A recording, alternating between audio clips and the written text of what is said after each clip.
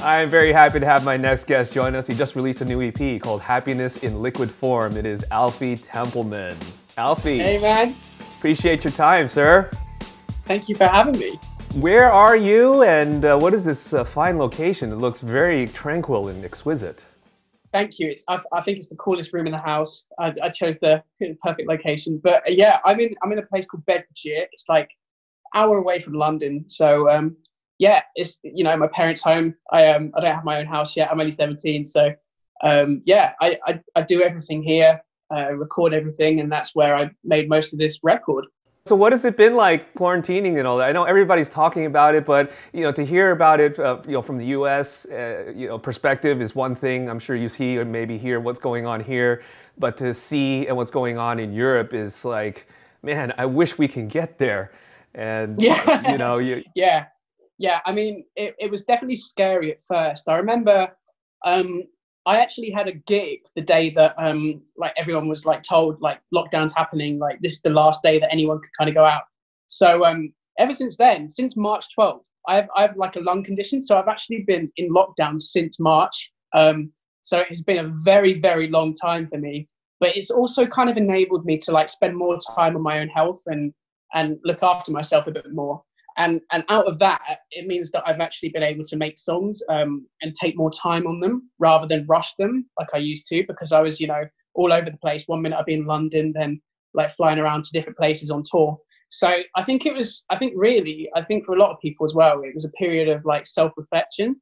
But yeah, I mean, who knows like how long it's going to last here. And yeah, it's all about being safe as well. So I've never seen your gigs. You haven't played here in the U.S., so I would love to. give me a basic idea of how you approach your live shows, because I think, first of all, your music is great, but secondly, that it's very upbeat and can inspire people to get up and dance and do crazy things. So, what are your live shows like, and how much do you exert yourself?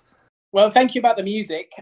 Yeah, I think the whole idea with our shows is that we like to have a bit of fun. Like, I know my bandmates, like we're all mates, like outside of like music.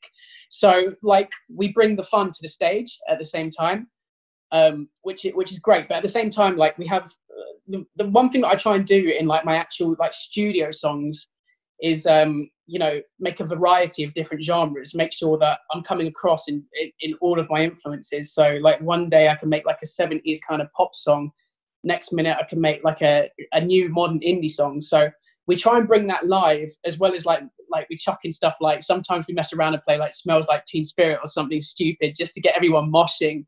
So yeah, it's really fun because I have a song called Yellow Flowers as well that we normally play like just before that, and it's like really like sad, and like everyone's kind of just like it's like one of those. They got their phone lights out and everything. Yeah, they got the lights out and stuff. But yeah, so like 1 minute it's like that, and the next minute it's like the polar opposite. Everyone's like moshing and just like going nuts. So yeah, that's what we try and do, like bring a variety the same way that I do that in the studio, which hopefully works. Were you the type at home growing up to be the performer, the ham? Because the quote is that you grew up in a musical household, and when people write those in those press releases and the bios and things like that, it can mean so many different things. Your sister was an avid musician herself. She plays trumpet and things. Your dad collects guitars. So there's a lot going on there. And were you trying to jump up and, hey, what about me? And you see, it's weird. No, not really, because I mean, my sister's actually younger than me, and she still plays all like the instruments and stuff. She's just always liked it. But it was my dad who was like this really he was really into guitar. He loved it, and but he never really played it too much. He collected all these guitars, but like never really often played them. So I was like, well, they're kind of just getting left there, so I might as well go and play them. Who are some of the musicians that he was inspired by? Because for someone to collect that many guitars, obviously he must know how to play. So yeah. What's his background and how did he get into that? Well, he grew up he was born in the 60s and grew up in the 70s. So he was into a lot of stuff like Dire Straits. He loved Mark Knopfler. And yeah, he was always like listening back to how to play like him and copying his technique and stuff. So I think he learned off that. He never got any lessons or anything. Same thing as me, really. Like he just learned the basic chords and then progressed from there. So yeah, a lot of Mark Knopfler, and then he actually like became a teddy boy and loved music like all kind of like rockabilly and stuff. So he used to go out to like clubs and stuff with his mates, and that's all like, it's actually weird because it's very similar guitar in a way. Like for example, like Dick Dale and all of that, he has a very kind of like surf rock classic style that's actually replicated in indie music, and that's where I got a lot of my influence from, because of these records that he showed me with like the highly reverberated like tremolo guitars and stuff. So yeah, he's just always loved guitars, anything guitars, and that's where I kind of based my music career off. What was the first song that you learned how to play? Oh wow, I think it might have been like, gosh, Highway to Hell or something by AC/DC. Weirdly enough, yeah, something simple like that.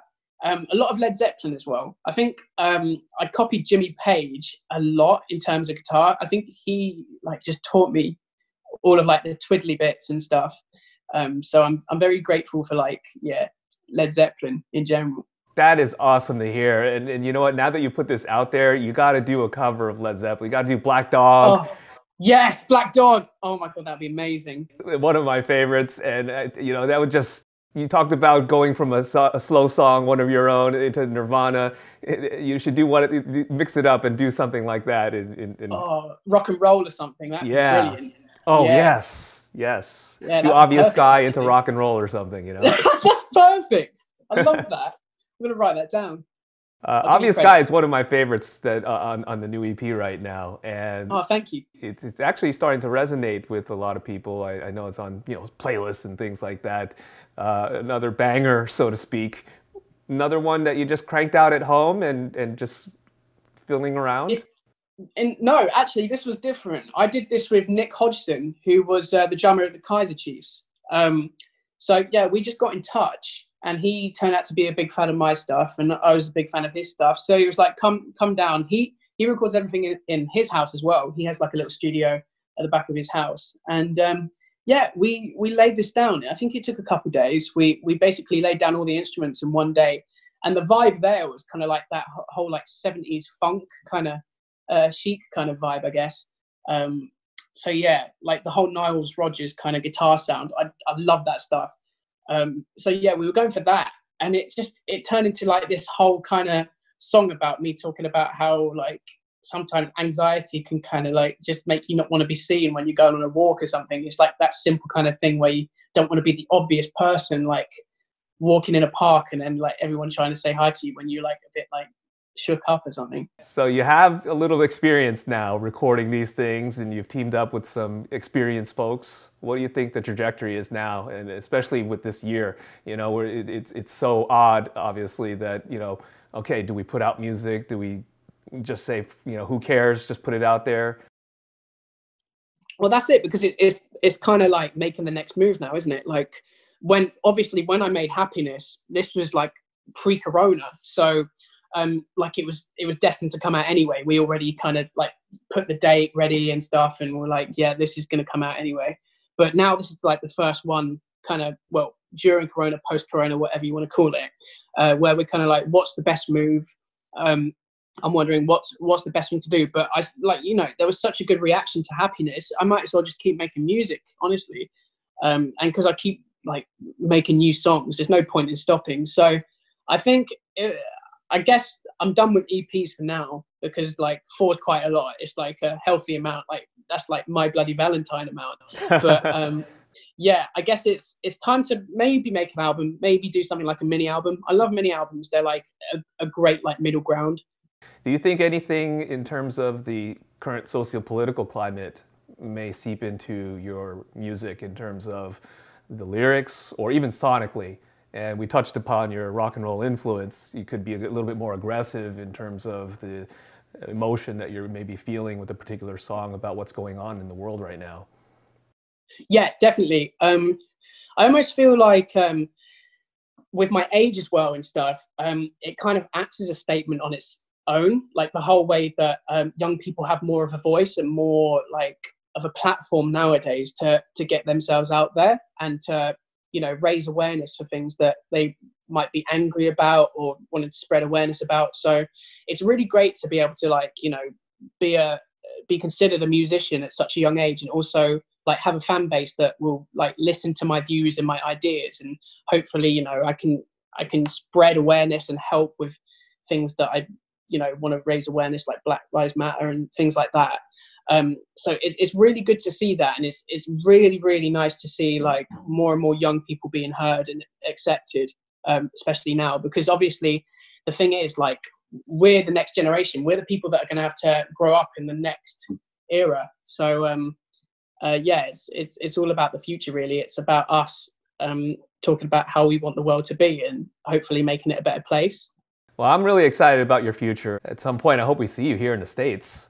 No, thank you, man. Honestly, I can't wait to go to the States. I mean, I'm so excited to actually play. It's just going to be amazing.